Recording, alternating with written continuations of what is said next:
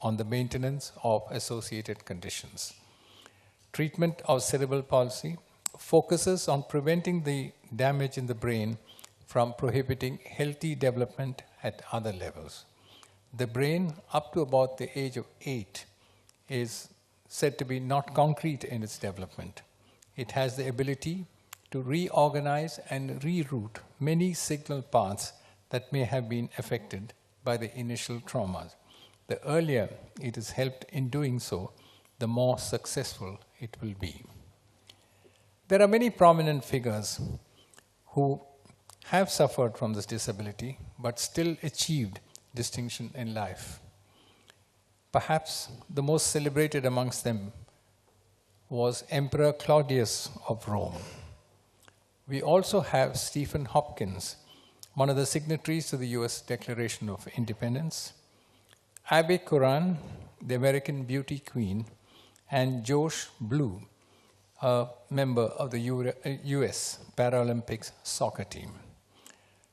Those who look after cerebral palsy, and cerebral palsy patients that is, tell us that with loving care, dedication and devotion, and of course with the indomitable will of those afflicted, many can thus rise above their disabilities and contribute to society.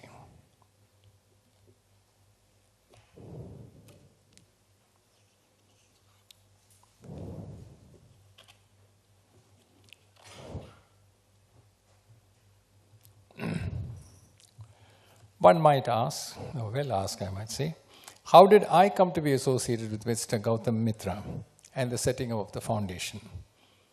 As I said, of course, I am the patron of the Indian Institute of Cerebral Palsy, a body that has been rendering human service to those afflicted with multiple disabilities and helping them to overcome their impairment. As patron, I have been privileged to get to know the remarkable people who manage the Institute and those who have persevered in these efforts to reach out to cerebral palsy patients doing their bit for humanity despite the odds.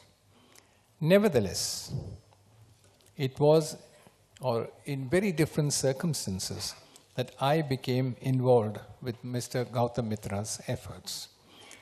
During the pujas last year, I visited one of the puja pandals sponsored by Mr. Mitra, at which Mr. Kumar Sanu was the chief guest. There I was told this remarkable story of Master Abhishek Mitra, that is Mr. Gautam Mitra's son, who though severely afflicted with cerebral palsy, responds miraculously whenever Mr. Kumar Sanu sings a particular song, a song from 1942, love story. After the inauguration of the Puja Pandal, I met Mr. Abhishek Mitra along with Kumar Sanu and Mr. Gautam Mitra and witnessed this near miracle in person. It was on this occasion that Mr. Kumar Sanu and Mr. Gautam Mitra indicated their intention to work for the betterment of people afflicted with cerebral palsy. Mr. Mitra and his wife mentioned that they were willing to create an international platform for people suffering from cerebral palsy, and that they would like to set up a foundation in Switzerland to work closely with, as he just now said, international bodies like WHO, the Red Cross, FIFA, and of course with other institutions which are engaged in research in these respects.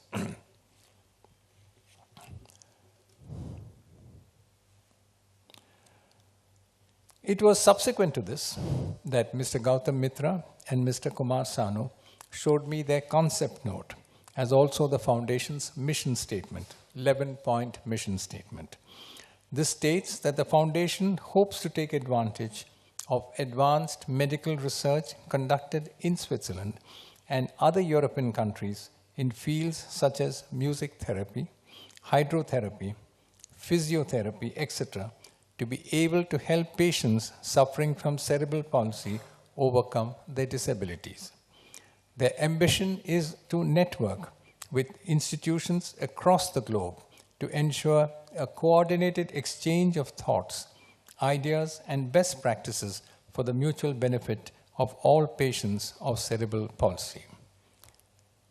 I'm sure all of us agree that this would be extremely useful. Parents and caregivers would thus have access to both knowledge and possibly to various forms of therapy that are available worldwide. With this information, it may be possible to do something at different stages of this disability so as to improve the patient's ability to function and live more efficiently.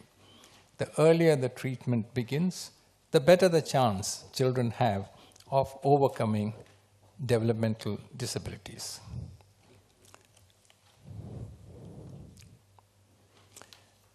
According to extant statistics, less than 20% of countries in the world today have organizations dedicated to handling cerebral palsy.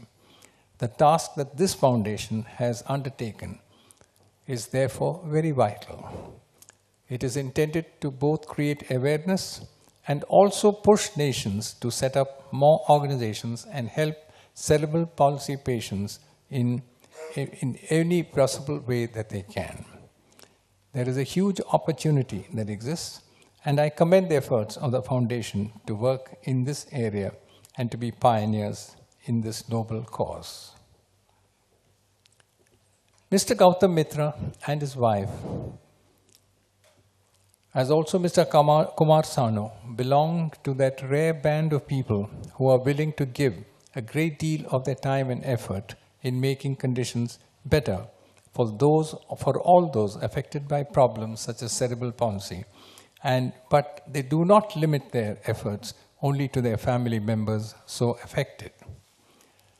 Mr. Gautam Mitra mentioned to me that he was not taking the step of setting up a foundation merely because his son was afflicted, and that this was not intended solely for his son. He wishes to see smiles on the face of millions of others across the globe who may be similarly afflicted. As I said, the idea sprouted on the occasion of Durga Puja last year. Mr. Gautam Mitra, his wife, and Kumar Sanu are keen that the world now takes to this in the hope that there would be more smiles each year. It is significant that while the Foundation's stated aim is to make persons affected by cerebral palsy to be more independent, it also aims to help, support, and ease the agony of parents, caregivers, teachers, and other professionals who are associated in one way or the other with victims of cerebral palsy.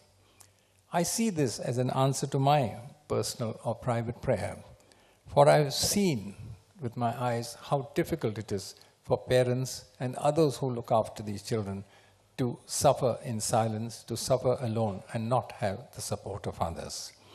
I am therefore full of hope and admiration for those who will do this, and I would particularly thank Mr. Gautam Mitra, Mr. Kumar Sanu, Mrs. Gautam Mitra for their efforts in this direction. There is a saying, or I say a common saying, that pain tells us a great deal about what it is to be human. And how we deal with the pain of the helpless tells a great deal about what it is to be civilized. In that respect, the Mitras and Mr. Kumar Sanu are amongst the most civilized on earth. I would just like to make a point about the 11 points of the mission statement of the Foundation, for I think they are particularly important. I'm confident that the initiative and the launch of the Foundation will be highly successful in carrying the message that we all care and that we are willing to give more of our time and our effort. It will also carry the good wishes, I hope, of all of us who are gathered here this afternoon, and hope that the wide world will recognize how a little help can spread the message far and wide. I personally wish the Foundation all the very best and pray to God that the Foundation and its organizers are successful in their effort. I sincerely thank all of you for your presence. For your presence here and your support means a lot to the foundation. I'm sure that the objectives of the foundation will find an echo across the length and breadth of our country and the world. Thank you.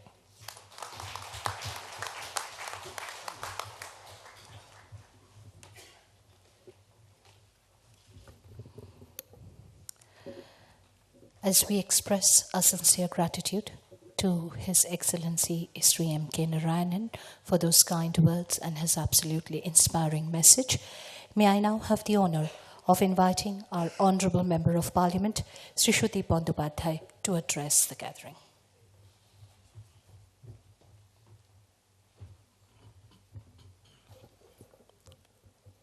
His Excellency Honorable Governor, Mr. M.K. Narayanan, my very dear brother Kumar Shanu, Mr. Gautam Mitra, Mrs. Suma Ahmed, and distinguished guests. When the card was printed, then I was the Health Minister of India. But when I am delivering the speech, then I am Member of Parliament. So I said I have a chance to pronounce my name correctly. I found that she is very equipped from the very beginning. She very categorically said, Dada, no, everything is in order and nothing to worry. The Gautam Mitra, I congratulate you for your vision. I am reaching Zurich, Switzerland on 2nd of October, but this time I will not have the opportunity to visit your institute, but next time I will certainly try. When the institute will be set up, I will go and see your performances, that how you are succeeding to project your views and fulfilling your dreams and ideas. This is not a platform to deliver speech at least, but to say something and to people aware about cerebral palsy. I was in Indonesia just 15 days back when the Southern East Asians health ministers attended the conference. There we are very jovially declared that India has become polio-free from 2012. It is a great achievement for the country. Similarly, we hope, if by any such of your effort, we can make India or the world one day, that it will be a cerebral palsy-free world and the children will feel that they have got a right direction, the right institution through which we have succeeded to reach to the goal. I will give you some ideas about cerebral palsy, which Government of India in connivance, in connections with the other institutions functioning in the world. I will place a few reports before you that cerebral palsy is one of the most debilitating conditions in life that affects body movements, but is non-progressive and preventable. That is the main thing. It can be detected early, and the timely diagnosis can help in deciding a correct line of treatment. The severity of cerebral palsy determines the nature of the needs of the children with this disorder. Mentally retarded children would need education in special schools or in a regular classroom with special attention.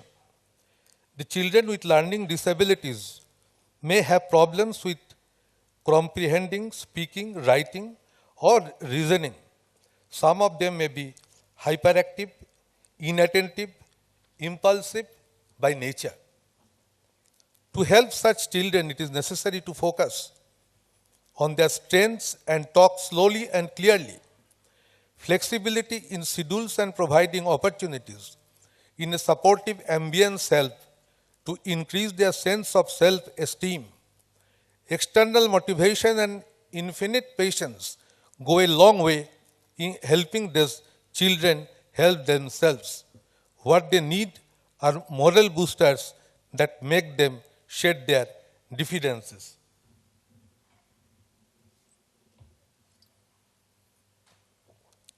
The dramatic increase over the past 50 years in medicine's ability to increase life expectancy and improve quality of life, especially for people with disabilities, has made disparities in access to healthcare more troubling. There is no doubt that poverty is a contributing factor to poor health outcomes. Poor people have lower life expectancies, higher prevalence of illness and other health conditions, and more unmet health needs than people with middle class and high incomes. This has led to efforts by the Government of India to expand public healthcare infrastructure, investing in ways to improve access to healthcare pays off in areas beyond health outcomes. The public health policy efforts to help low-income people have expanded to include more funding for primary healthcare and health education programs. The healthcare infrastructure has not kept up with the growing economy. Despite having centers of excellence in healthcare delivery, these facilities are limited and are inadequate in meeting the current healthcare demands. These are disparities in people's health, even among the different states across the country, largely attributed to the resource allocation by the state governments, where some states have been more successful than the others. Better efforts are needed by the state governments to ensure that the health services provided are actually reaching the poor in worst affected areas.